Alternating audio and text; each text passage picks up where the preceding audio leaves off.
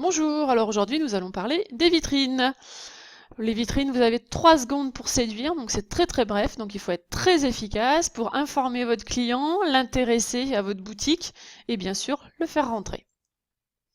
Alors c'est ce qu'on appelle l'opération séduction. Ça passe par une technique AIDA qu'on utilise souvent en commerce.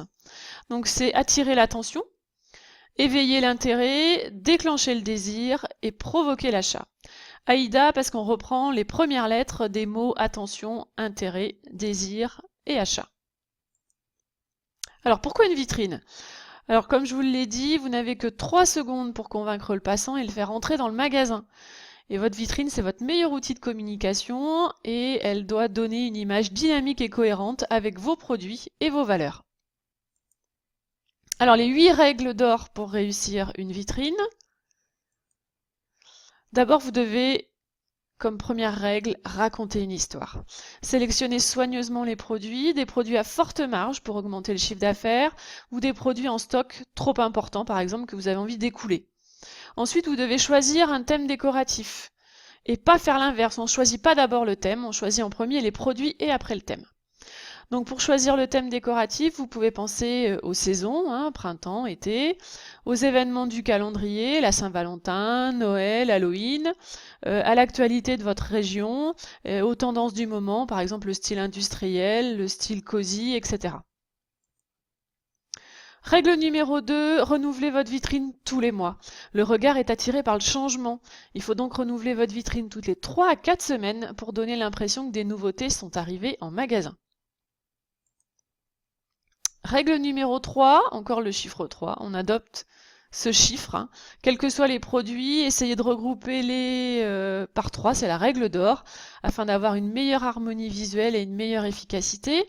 Vous pouvez jouer sur leur complémentarité, un foulard, une ceinture et une paire de chaussures.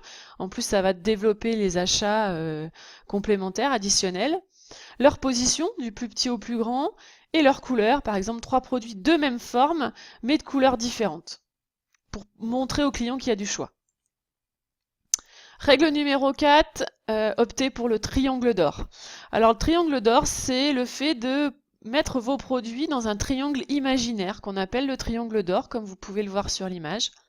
Donc les avantages de cette technique, c'est qu'elle permet de donner de la hauteur et du volume, elle permet de regrouper facilement des produits complémentaires, elle développe les ventes additionnelles et elle permet de placer plusieurs pôles de produits, de 3 produits.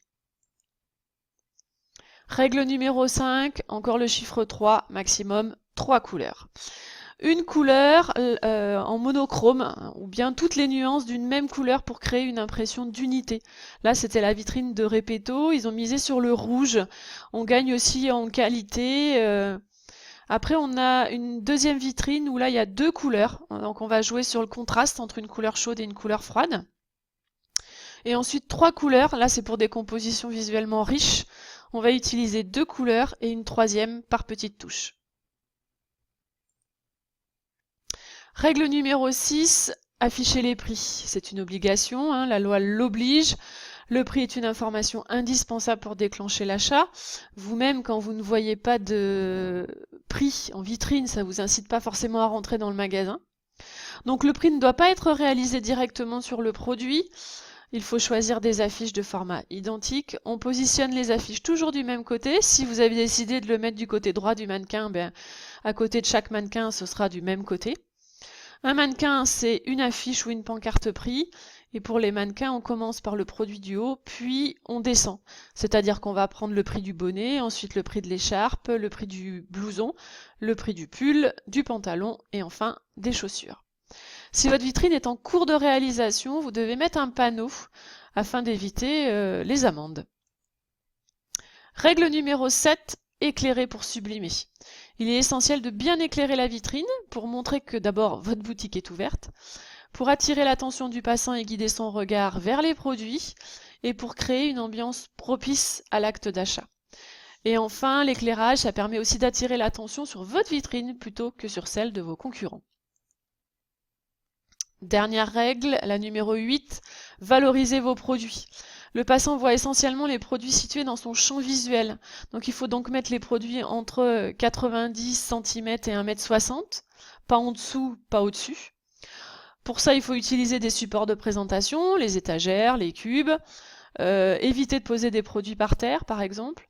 Créer de l'animation en vitrine avec des automates, c'est souvent ce qui est utilisé en période de Noël. Et ne pas hésiter à suspendre des éléments de décoration. Voilà, vous savez tout sur les vitrines.